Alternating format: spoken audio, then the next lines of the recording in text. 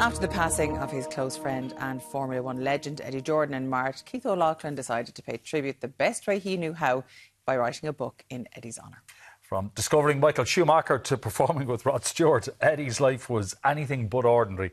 And Keith is here to tell us all about it. Good morning to you, Keith. Good morning. Thank you so much for being here. This book is going to light up so many faces when they start reading it, because this guy did everything. For those who aren't familiar with Eddie Jordan, tell us about it. So he was born in 1948 in Dublin, and he always had a huge ambition, and he never took the straight path on anything. So he joined the bank, but he kept a little stash of cars in the car park behind the bank. And if somebody came in looking for a bank loan for a car, he'd say, "What car are you looking to buy?" and he'd say, "I might be able to find one cheaper for you."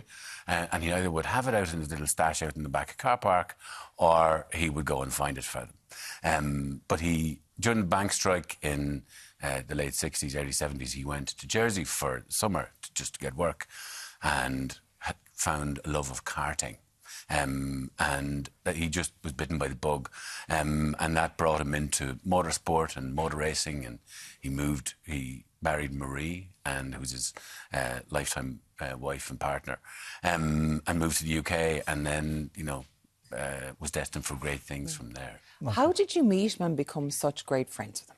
I was sitting in a coffee shop with my eldest daughter, Mia, and Where was this? In Spain, south of Spain. We were having a tough conversation, and I saw Eddie over here in cycling gear, and I said, "Mia, just give me a second. That's Eddie Jordan. I'm going to go and say hello." And she's like, "Dad, you can't do that. It's really awkward." I said, "Don't worry, Irish people are not like that."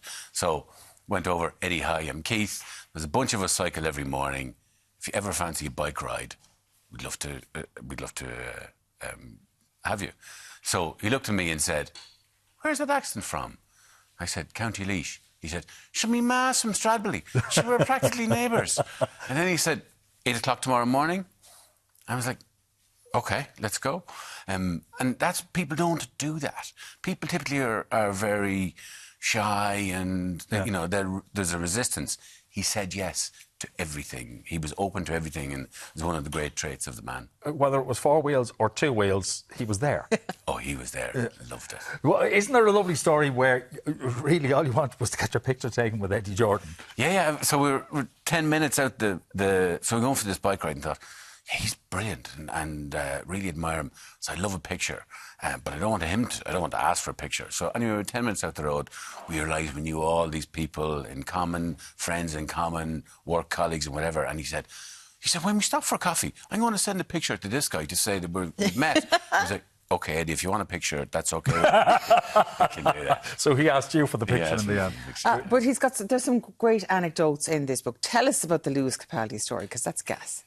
Yeah, so one of the things about Eddie was that he had all of the trappings of wealth. That he had a private jet, he had huge yachts. But as time went on in life, he realised what was really important, and it was people. And he was a very ordinary man in terms of how he lived. Playing the spoons there, is he? Yeah.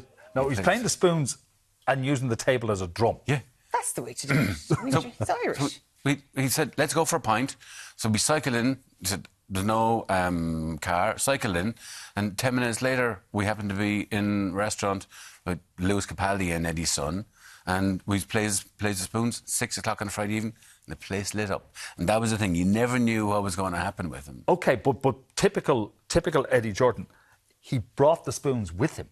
In some instances, they'd be in his pocket. They'd be in his pocket, but I've been in restaurants with him where I'd stand up and I'd realise there was nice spoons in my pocket. I said, "What are you doing those?" He said, "Well, I can't steal them, so you might as well bring them for me." He's robbed spoons. Eddie Jordan, his band was called Eddie and the Robbers for a reason. So yeah, he certainly lived up to it. They had a different name, didn't they, the band he put together? It was V10 first, V10. And then it became Eddie and the Robbers. But there's another great story about Michael Schumacher, which I wasn't aware of. Yeah, so this is true. Yeah. So in Spa, there was Eddie was short a driver, and he needed to get a driver and give Michael Schumacher his debut. So because Because Michael had never done Formula 1 before this. He'd never done Formula 1. Yeah. And Michael told Eddie that he knew the track really well. He'd actually only ever cycled the track, right? So anyway, Eddie gave him a drive, and Eddie thought that he had him locked in on the contract, but there was a little word change 2 days before, which gave Michael an out. So Michael had a fantastic debut. Everybody was raving about his talent, and he was an incredible talent. And 3-4 days later, he went to a different team.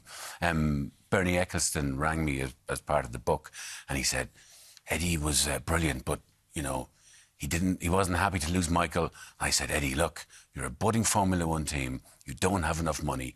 Here's some cash. From that, effectively, he brokered a deal to get them some money. Take the money. You need the money. And Michael went on to great things. So, yeah. We know that you say a little change. It was the change of the word the to a. It was change of the word the to a, and that's what it was. And it was one of the lessons. So the book is about lessons that Eddie learned and what made him successful and his ethos.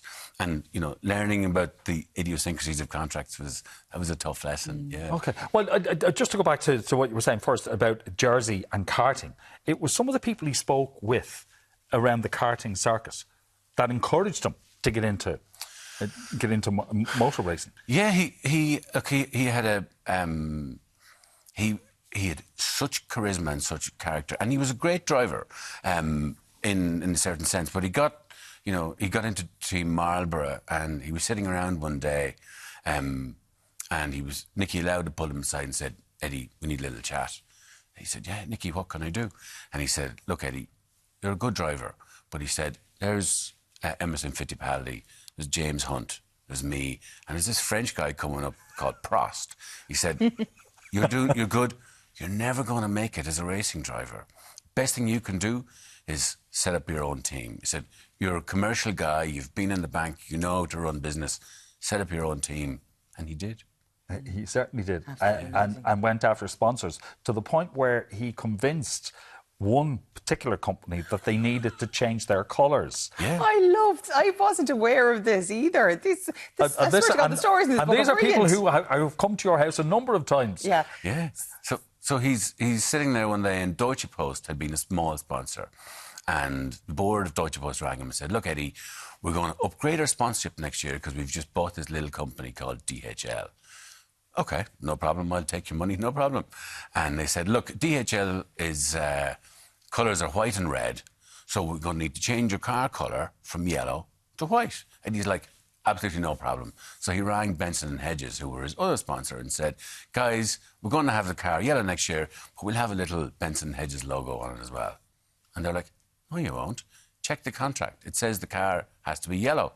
So I said, OK, not sure how to do this. So he rang back the board of Deutsche Post and said, look, I won't take your money, which is definitely not true. I won't take your money because I don't believe in the brand. Let me come to your board meeting and I'll show you. So he goes to the board meeting in full Jordan yellow overalls, yellow umbrella, yellow hat, goes around the board table and puts presentations down. He said, open page 1, 8 white vans. He said, first one is FedEx, your competition, and you see DHL. He said, turn to page 2, 7 white vans and 1 yellow van that stands out. Next page, 4 white planes. Next page, 3 white planes and a yellow plane. And he said, if you change your colour to be yellow, I'll put you on the car. And he looked at him and said, no chance. He left the room. An hour later, he got a call. OK, we're going to change the DHL to yellow. Colour to yellow. We have to talk about the 1998 Grand Prix as well. I mean, that was such a milestone for Team Jordan. It was amazing. It was David and Goliath, you know, in terms of what he was able to do. Because, you know, they put the car together first in 1991 and never knew how it was going to be. And then assembled a team of people and drivers. But it was a huge stamp of approval for everything that everybody had put in. Because Jordan was more like a band of people rather than... It wasn't work. Like... In the pit lane. Yeah, it was the 1-2 for Damon Hill. It was 1-2. So Damon Hill and Ralph Schumacher were 1 and 2, and incredible celebrations. Eddie danced around the paddock, and it was just impossible to start a Formula 1 team and to get there now. But yeah, it was quite incredible. It was incredible. His legacy lives on with the foundation.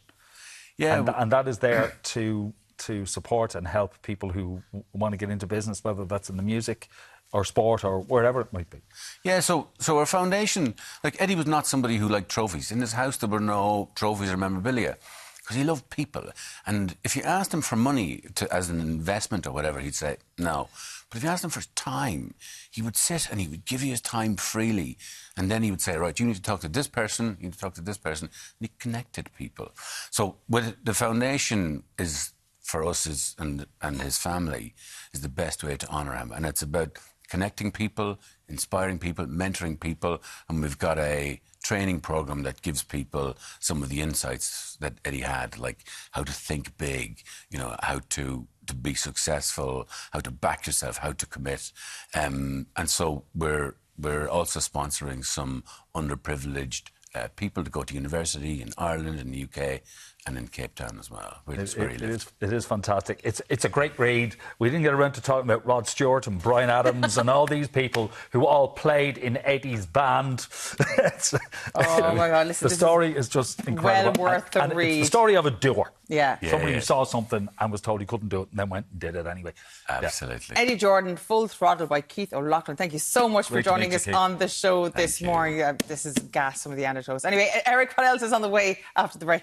After the break, move over. Prue Leith, Queen Baking. Catherine Layden is whipping up a treat in the kitchen. We'll see you then.